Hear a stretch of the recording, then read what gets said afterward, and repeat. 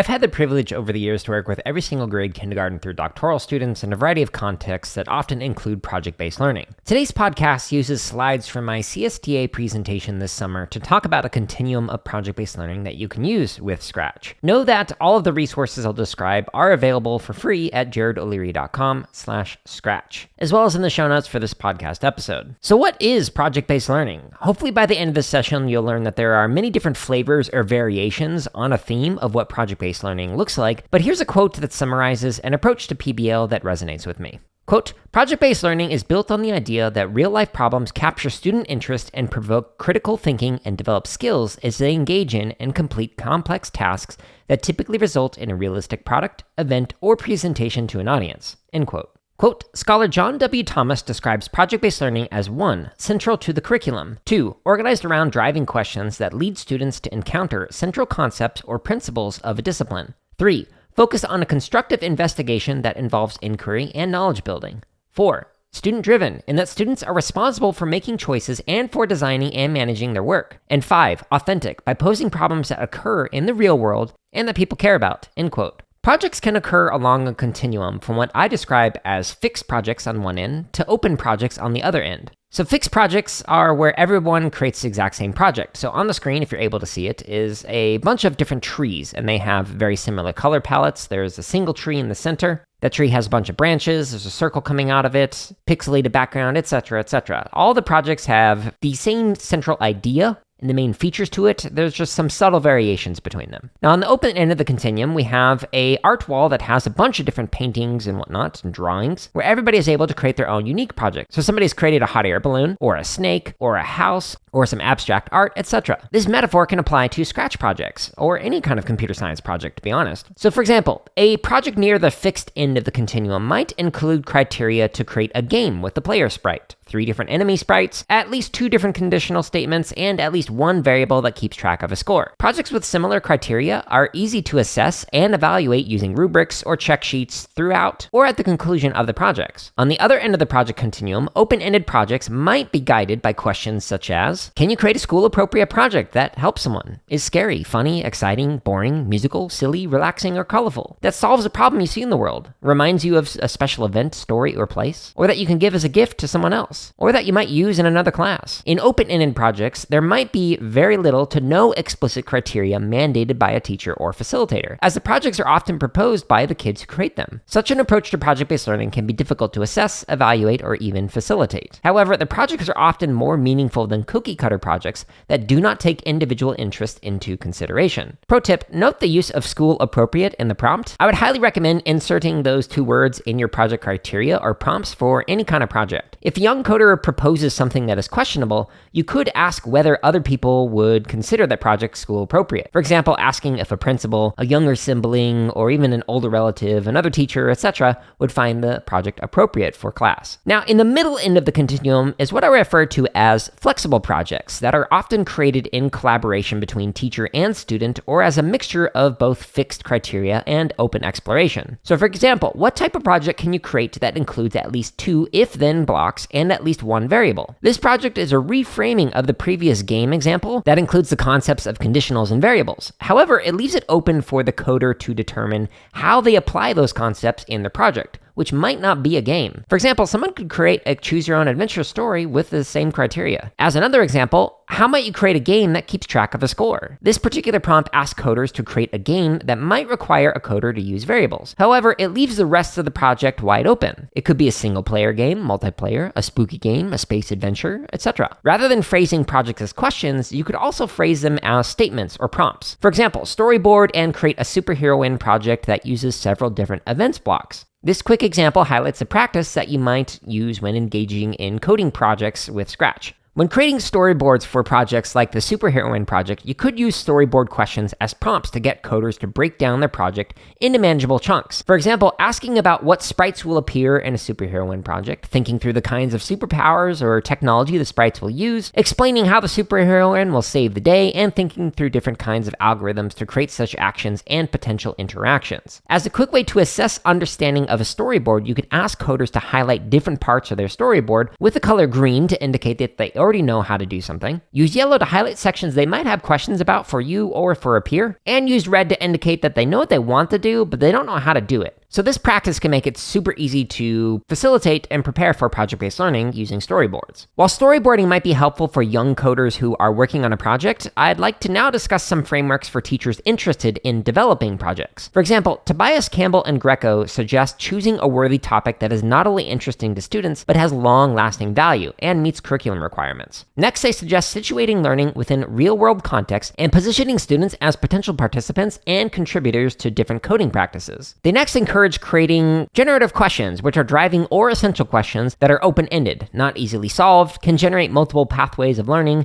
encourage deep thinking, encourage thinking across subject matters, create a need to know, and provide relevant and meaningful context for learning. The fourth step involves developing critical thinking and cultivating dispositions. For example, incorporating multiple perspectives when designing or creating a project, learning how to ask questions or make informed decisions, determining how parts and wholes are related or comparing, contrasting, and predicting, identifying what is not known and engaging in play or experimentation, gathering and synthesizing relevant information to solve problems, and combining knowledge and skills across disciplines. The fifth step they recommend for teachers or facilitators is to determine the depth and breadth of a project by asking questions such as, how ready are the students for project-based learning? How comfortable am I with it? How can this project work with the existing school schedule? Finally, they recommend designing the experience by sketching out a narrative of the project experience that includes the kinds of concepts, skills, and generative questions that will guide such an experience. If you want to hear more of my thoughts on this approach to project-based learning, check out episode number 194 of the CSKA podcast, which is titled Bringing Curriculum to Life, Enacting Project-Based Learning in Computer Science Programs. This spends another 30 minutes unpacking this paper that I've just been talking about. Although this approach might be helpful, I'd like to briefly highlight 3 more frameworks for designing projects. But I want to explicitly state that this is not an exhaustive list, as I don't mention approaches such as problem-based or design-based projects, which are sometimes more frequently discussed in computer science education. A backward design approach to projects or curricula has been around since the mid-20th century. However, the book titled Understanding by Design by Wiggins and McTighe has recently popularized such an approach with their own spin on it. A backward design approach of projects tends to lean more towards fixed or flexible project design, as they begin by identifying the desired result, which includes big ideas, which are the core of the subject that can provide direction for novice learners, as well as generating new knowledge in the field. Enduring understandings summarize the transferable big ideas that cannot be understood simply by seeing or hearing, but by uncovering and doing the subject. Enduring understandings and big ideas are often explored through essential questions that focus on a particular topic, problem, or field of study. And the kinds of questions that are discussed in the field are not just in school. Once the desired results are identified by the educator, they suggest determining what evidence is needed to know if you've achieved the desired results. Once evidence has been determined, they finally suggest planning the learning experiences. Although an entire graduate course could literally discuss this and other frameworks for project-based learning, their book provides more suggestions and examples for developing projects or curricula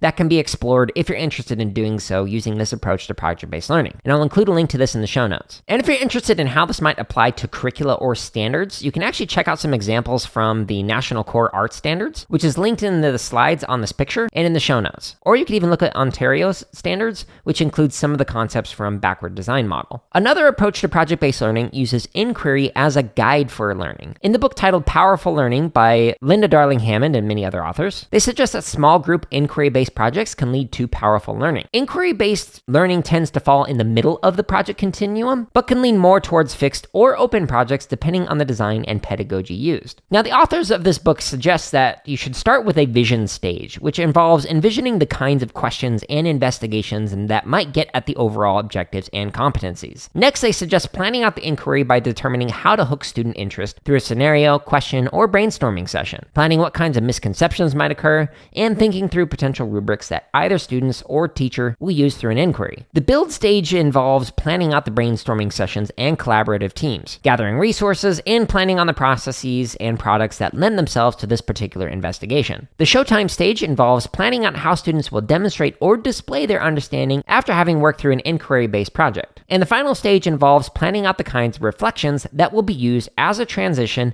to the next project. Note, this is one approach for inquiry-based projects, as there are many scholars who write about this particular approach. In their book titled Young Investigators, Helm and Katz outline an emergent approach that they described as the project approach. The project approach tends to lean more towards open or flexible project design and includes 3 phases. The first phase involves determining the possible topic, which can result from a shared event such as a field trip, a voiced curiosity by one of the students, or initiated by the teacher. This phase involves not only determining whether the project is feasible or interesting to the students, which is the key point, but also collaboratively generating a web or list of questions that could be investigated. The next phase involves planning and investigating the topic. Helm and Katz suggest that this phase is cyclical, as new questions are collaboratively generated throughout this investigation. And the final phase involves a culminating event or activities that are then assessed as to whether the project's goals were met. While this approach may sound similar to inquiry-based learning, the questions that guide the investigations are often generated by the students themselves or in collaboration with the teacher. While the previous approaches can be engaged with throughout the school year, some districts or schools mandate a sequential curriculum that introduces coding concepts and understandings in a prescribed order. Although such an approach has affordances and constraints that I'd be happy to discuss in other podcast episodes,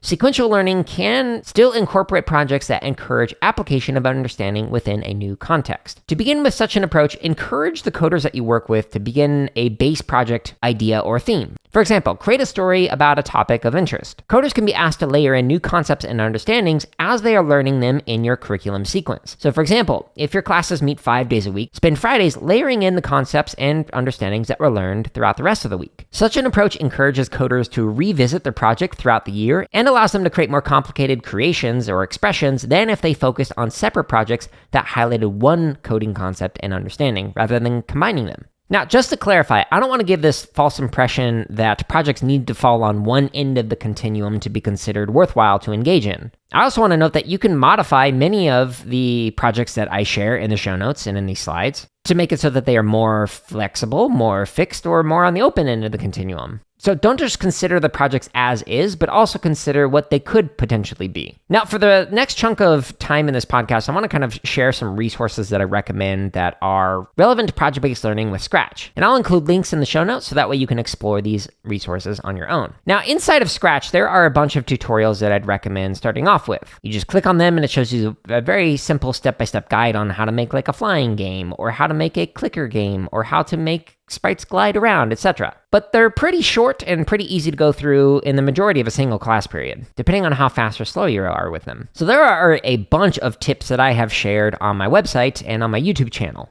I think right now there's like over 60 videos that show some very basic stuff all the way to some very complicated things that you can do in Scratch. And I'm continuing to add more actually. So I'm working on some tutorials that'll be coming out soon. So check out jaredleary.com/scratch if you want to check those out, and they are linked to in the show notes if you want to dive deeper into Scratch. If you're looking for something more long-term that is a curriculum, I'd recommend taking a look at the Creative Computing curriculum. So this was developed by the Harvard Graduate School of Education, and I include a link to it in the show notes. Or you could check out CS First, which is developed by Google, and it's a great way to kind of get started with Scratch, kind of in an LMS format. Now, this is not the first or last time that I'll be talking about Scratch or project-based learning, so I've got a bunch of podcast episodes that I recommend listening to. There's over 200 episodes right now, so please make sure to check out some of the other episodes on this podcast, wherever you're listening to this. But the one that I recommend the most is episode number 192, which is titled How to Get Started with Computer Science Education, which talks about how you don't have to pay for professional development, and in fact, the podcast episodes that I shared dive deeper than most professional developments I've ever attended or even designed. So there are a ton of episodes that you can listen to that are linked in there for different phases or stages that you might be in your own journey through computer science education, whether you're brand new or have been doing this for a while. If you want some more episodes on Scratch, I've got some of them linked into the show notes, as well as episodes on project-based learning, as I've talked about it quite a bit throughout this podcast. But before I close this particular episode, I want to point out that it's possible to actually have fixed, flexible, and open-ended projects occurring simultaneously in the same shared space. And this approach can lead to like an art gallery style, where instead of just everybody creating their own unique painting, you could have people creating their own unique painting or sculpture